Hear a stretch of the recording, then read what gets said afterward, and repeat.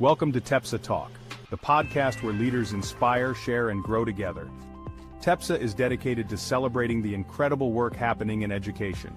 Each episode, we dive into meaningful conversations with leaders, change-makers, and innovators who are shaping the future of our schools. Whether you're looking for fresh ideas, encouragement, or a little spark to fuel your passion, TEPSA Talk is here for you. Imagine tuning in to hear how leaders are revolutionizing their schools, tackling challenges head-on, and fostering a culture of collaboration. Grab a coffee, hit play, and let's grow together. Welcome to TEPSA Talk. Hello, everyone, and welcome to another episode of the TEPSA Talk podcast. I'm your host, Todd Nesloni, the Director of Culture and Strategic Leadership here at the Texas Elementary Principals and Supervisors Association. We are thrilled every week to bring you different thought leaders from around the world, and today we have someone very special to TEPSA, and that is Barbara Blackburn. Barbara, thank you so much for being here. Tell everybody a little bit about who you are. Well, thank you, Todd. First, I am a longtime friend and supporter of TEPSA's. I can't even begin to know how long I've been working with y'all, but I've been married 16 years, and I was working with y'all before that, so you've lasted longer than my marriage. I have always known I wanted to be a teacher. I trained as a teacher, then I trained as a school leader and did that for just a little while in an internship. Ended up becoming a consultant, going back getting my doctorate, and then teaching at the graduate level with teachers who either wanted to become curriculum specialists or just wanted to have an advanced degree.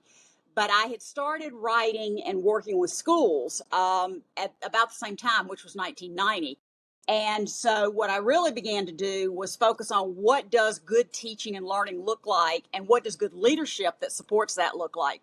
So I've written 40 books, Wow. for leaders and teachers. I've done workshops all over the world, and I just love working with leaders about how they can make an impact for their students through their teachers, and with teachers about how they can make an impact with their students. I love it. Well, Barbara, we have a lot to talk about today, but anytime I have a guest on, I always kind of like to start back at the beginning. Now, you've already said, you've experienced some different changes, whether that was a teacher to an administrator, to a consultant, to a university professor, all those things. Mhm. I'd love to kind of know, when those job opportunities changed. So when you went from a teacher to a school leader, or a school leader to a consultant, or consultant to a university professor, how did you know that was your time to step into that? And was it kind of like you just felt the calling, or somebody was like, no, Barbara, I think this is for you. Take a leap. The biggest one of those I remember was going from a teacher to a leader. And I had really decided I wanted to do that. And so I did a dual master's degree. I did one in teaching, but I also did one in school administration. And my principal at the time really encouraged me to do that. And when I look back, he was essentially also preparing me to become a leader, because he would give me little opportunities throughout the way. And when I graduated with my degree, I had my certification and everything else. I still remember, I can picture where he was standing and what I was even wearing. He came to me and he said, I know that what you want is to be an assistant principal here at the school. He said, I have lobbied for us to add one. We were a school of about 1,700, and we had 2 assistant principals. None were female, and he wanted to add me in. And he was even going to just, if he could get them to fund me half-time, I could teach half-time and be assistant principal half-time.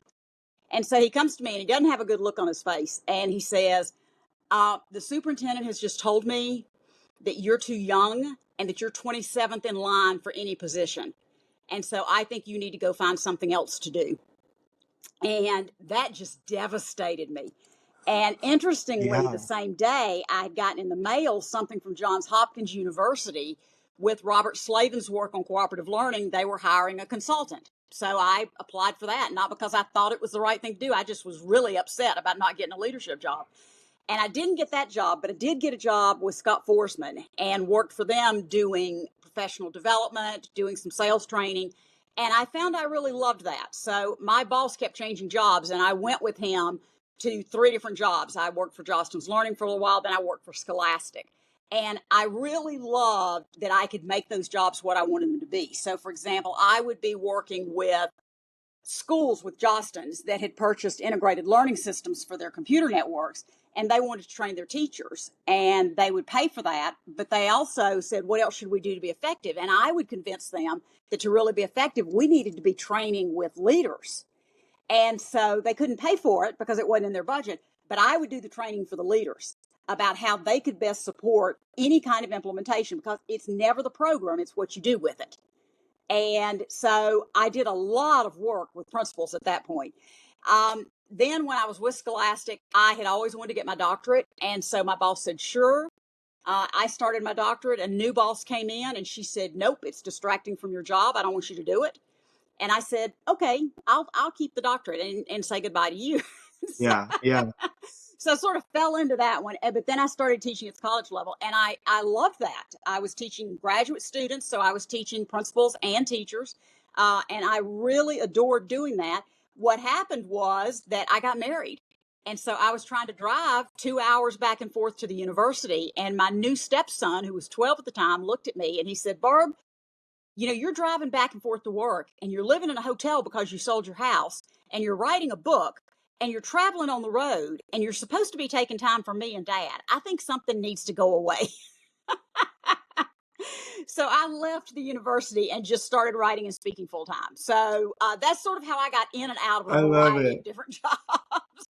Well, but I love hearing that because I think that's so powerful for people to hear. Like sometimes people think that a change is devastating, or they're not sure if they're meant for it. But I think I love hearing your journey because each step of the way was so different than the one before, and it still shows that if you're following your heart and what you're made to do and your passion, it still leads to great things. So I love that. Well, Barbara, I know something that you're super passionate about right now is talking about rigor. And we hear that all the time, but something else that you and I spoke about before we went live was this idea of productive struggle as well. And so I'd love to dive into this idea of rigor, productive struggle, and the role of the administrator in all of that. So let's start we're kind of right at the beginning. And so talk to me about your definition of rigor and or productive struggle. Okay. Well, let's start with rigor, because I've been working with rigor for, at this point, it's probably been 25 years. And rigor is a mix of several things. It's about creating an environment in which each student is held to high expectations. Each student is supported so they can learn at high expectations, and then they demonstrate assessment at those high levels. So I've been working on that definition and how to implement that for all of these years. And I actually feel like people sort of get it, that rigor is not doubling the amount of problems. Rigor is not just making it harder. Rigor is okay for kindergarten. Rigor is okay for special needs students. So I was feeling like we were beginning to get it. And what I was particularly impressed with leaders was that they were beginning to get a good handle on what their role was like. So, for example, most leaders will tell you that when they go in to observe a classroom, they will look to see if the teacher is asking higher order questions. Well, that's great, but I don't care if that's all they do. If they ask a higher order question and accept a low level answer, that's not rigor. Right. If they ask a higher order question, accept a wrong answer, and move on to the next student, that's not rigor. And so I've seen leaders really move to a more holistic view of what to look for and how to encourage them to look for things that are, for example, more than application. They need to be more of the analysis and synthesis, that it's not just students answering why, but answering why and also explaining how it's real life, so they go beyond the text. And so I've seen principals do a really good job of knowing what to look for and knowing how to coach teachers in those areas, and then just being able to encourage that. So Well, I'm so glad that you talk about that though, because I think there is sometimes this misconception with rigor.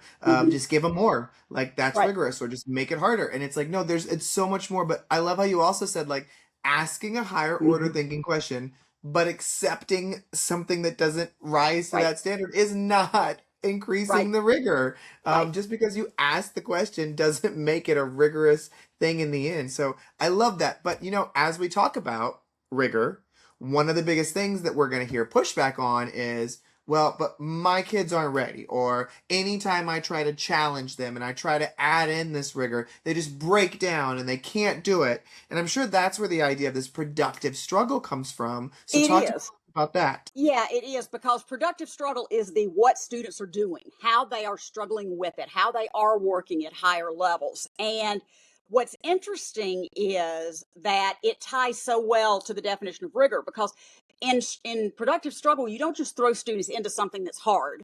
Okay, one, you're going to carefully pick and build a scenario that they can work in, but you are also going to support them appropriately. So you're going to let them struggle a little bit. And then if they need some guiding questions, you'll provide those. Maybe they need something that's a set of questions they can pull from on their own. Maybe it's a graphic organizer that you automatically give them, but maybe it's a graphic organizer that's available in a database, and they go back and pull whatever they need out of your paper folders, so that if they're working with math, there's a math graphic organizer. Because productive struggle is about providing the right amount of struggle and providing the appropriate level of support. And rigor is about having the high expectations for them to demonstrate learning and providing the appropriate support so they can be successful. So the two are right there together. Yeah. Well, and what I love too is this idea of, and we talked about this before too, and I know you're a firm believer in this too, of if you aren't struggling, you aren't really learning in the end. And Right. I think we have to remember that, because sometimes we feel bad when somebody's struggling, or we want to make it easier for them to just take away that frustration. And there is a line, of course, where you don't want to frustrate them too bad where they shut down. But the frustration is good. The struggle is good in helping them really master the material, right? Right, right. And, it's real interesting, because one of the things that people will talk to me about is Vygotsky's zone of proximal development. Been around forever. Everybody knows about it, and they know that's like the right level. That's not too hard, not too easy. It's the right level. But when you go back and really look at Vygotsky's definition, it is that. It's about picking the right level, but it's also about the student doing the work with adult supervision or in collaboration with others. So it's never about a student just going over isolated and working on their own and hoping they'll get to it. I mean, you really want to build these opportunities where they can work with a partner, they can work with a group, and you're there. Okay. You're still sort of there. I mean, I have a puppy named Haley who I just love. She's a little Yorkie. And when I remember when I would first take her out for walks, she would not get too far away from me, and she still doesn't. She's 5. And if she walks too far all the way to the end of her leash and she realizes she's at the end of her leash, the first thing she does is turn around and look for me. She wants to know that I'm still there. And Yeah. that's how our students are too. And that's not Yeah. just struggling students, that's gifted students who Yeah. need Yep. just that little bit of encouragement. But we need to encourage them in the right way by providing the appropriate support. I love it. So, okay, I'm an administrator. I'm listening to this conversation. I'm totally on board. Like, I am drinking the Kool-Aid. I believe in this.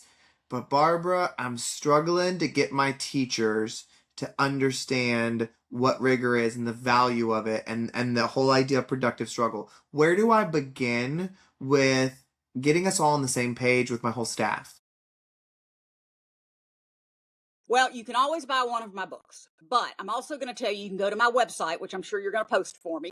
And there's over 100 free articles, for example. So there's all kinds of free things. You also can go back, if you're a member of TEPSA, I write for y'all all the Yep. time. I have been in your Yep. journals forever. So you've got different things. But there are things, for example, on the website, there's a free article about the myths of rigor. And then there's a free article about the beginner's guide to rigor. So you give them some basics to talk about, and then you look at some examples. So, for example, let's talk about kindergarten, because that's one I hear a lot about. They say, well, kindergarten, pre-kindergarten, they just can't. They can't do work that's more challenging. Here's a sample productive struggle activity that's rigorous for kindergarten. You provide students some sample materials. Maybe you give them tape, paper, and a couple of straws. They have to make something that can stand tall without falling over. Now, they'll like that because they like Yeah. the idea of Oh, yeah. creating something. Oh, Okay. yeah. So it's not like you're giving them 4 problems to have to do. And they have to really work at that to figure out how to do that. A flip side, let's jump up to like 5th grade and let's do math, because I hear it with math too. I hear, math, you've just got to memorize math. You can't do rigorous kind of stuff. Sure, you can. Here's what you would do with math. You've taught something, you've given them problems, you know that they have a good basic understanding. What you're going to do now is give them a problem that is set up this way. You actually give them 3 problems that are already solved. They have to figure out which one is solved incorrectly, explain why it's incorrect, solve it correctly, and explain why it's right now. I love that. Look at what that does. I mean, it is such a higher level Yeah, than it write is. your own word problem or solve a Well, and word you're problem. also working with an age that loves to prove you wrong. Yes, And that so loves to. that totally speaks to that part of a kid too. Tell me which one of these I did wrong. I mean, they eat that kind of stuff up. So I Yes. love that. Well, And that's Barbara, what as you we're have to talking, do. That I hate yeah, to interrupt you, but when you talk no, about how do I convince my teachers, they need to see examples. Because in both of those examples, I'm not asking teachers to throw out everything they've done. I'm exactly. just giving them something, and I'm not even telling them to do it every day. I'm just saying you need to sort of build it in as a regular part of your instruction. And there's really good ways to do it. I've just got to give you one more. Okay, let's do a third grade. Let's go Yeah, back to the do it. middle. Okay, and you do fables because that's one of those things we do at third grade. What students are going to do is write their own fable. Okay, and they like that. They like being able to write it, but they must include a new lesson that has to be learned. So they really do have to go beyond the text. They've got to have this lesson. They have to think at a higher level. And so when you begin to think of those kinds of things, again, it's just a shift. We're already going to read fables. We're going to talk about what lessons learned are. Okay, now we're going to write our own fable. Oh, how cute. We've got this main character. No. We've got to make sure we've got our own lesson to be in there. And Yeah, the story you write has to support the lesson. Another real easy shift. We got to do a middle school one because I yep, can't do the let's whole do thing and it. not do a middle school one. And this one's actually an art example, but it works great with science fair, writing, any kind of projects. So in an art class, a lot of times you have students review each other's work, but that's not very rigorous because basically I can say, well, I liked it because I thought it was pretty. Okay. And that's not much of anything. Okay. But if what they have to do is choose a piece of art and write a short critique, it has to include my opinion of the artwork based on what I've learned in class and what else I've learned about art. And I also have to include a recommendation for improvement that's based on what I learned in class. Just a little shift makes that much more rigorous. And I'm telling you, when I talk to teachers, I don't have any problem convincing them to do rigor because it's not about changing everything you're doing. They're so Yeah, worried that you want to tell yeah, them to throw away everything they're doing. I would yep. tell principals this. The number one thing you should remember is that teachers view everything through a pair of glasses. And that pair of glasses is, are you telling me I'm a bad teacher? And so when you're asking them to change, are you telling me I'm a bad teacher? So you've got to really go at it from a very positive. I think teachers are great. I just think they can be even better. And these are productive struggle activities that when you pair them with the appropriate support and scaffolding are perfect to help build the level of rigor. So many good things, Barbara. And I'm just sitting here thinking this is such an easy conversation to have with your team under the precipice that we're not talking about throwing everything away. We're talking about just shifts. And it's such an easy thing to do. Like there's so many great things already happening. Let's just make them better. And so I love those examples that you shared as well. Well, Barbara, if people want to connect with you and learn more about you, your resources, or bring you in, how can they connect with you? Everything's on my website, barbarablackburnonline.com. Okay. Or if There we you go. Google, yeah, yes, I'm easy, barbarablackburnonline.com. Or if you Google Barbara Blackburn and Rigor, it will totally pop up. And again, there's so many free things that can get you started. I do work with a lot of different people in a lot of different ways. A lot of times for a school, they don't have a high budget. So what I do is build a packet they can implement themselves, maybe with a 15-minute video of me. But I work with all levels of budgets because that's really important in today's society. Amen. Well, go check out Barbara's website. Go connect with Barbara. Get her resources. We are so thankful for all the work Barbara has done with TEPSA and all her knowledge she's shared with us and our members over the years. Thank you, everybody, for listening or watching another episode of the TEPSA Talk podcast. Remember to go online, leave a review, a rating, all those things as it help us reach a broader audience. And we can't wait to see all of you this June at the TEPSA Summer Conference. Register today.